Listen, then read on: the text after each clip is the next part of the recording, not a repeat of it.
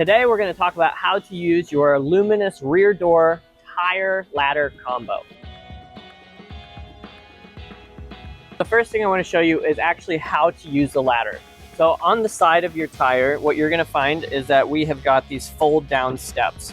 And so you'll always want 3 points of contact as you're climbing a ladder, of course. So what you would do is go ahead and have 2 hands up high, 1 foot on your right foot, preferably on the bumper, and then left foot would come up on your first step.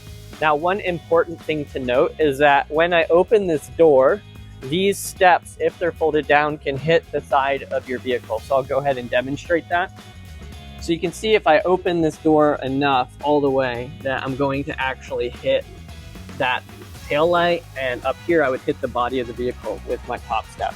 So you'll just want to make sure that those are always folded up when you open your doors.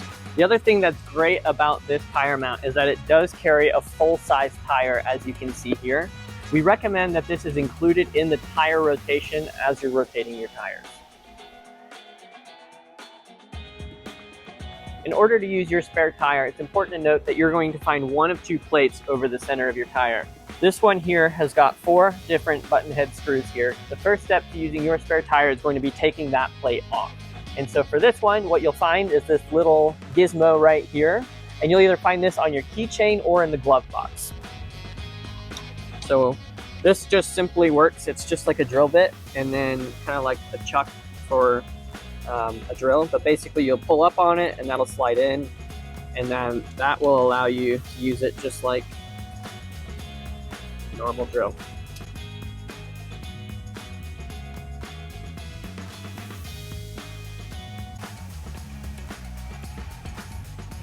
This is the 4-point plate that I was referencing without 4 screws. So what you'll do is simply pop off this center cap here.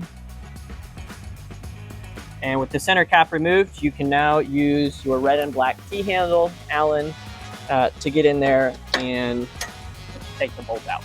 The next thing we're going to do is go ahead and stick our tool right in the middle to go ahead and loosen the bolt that attaches our spare tire to the mount.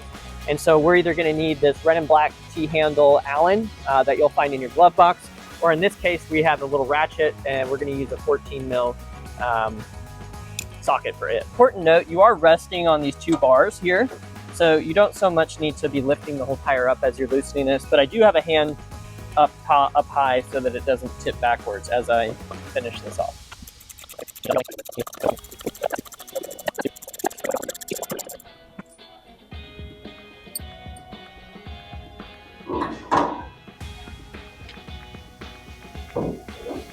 The center cap and bolt removed, I can now remove the tire. Oh God, that's heavy.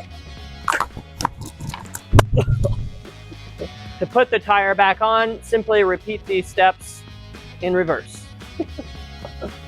Dang it, I cut myself.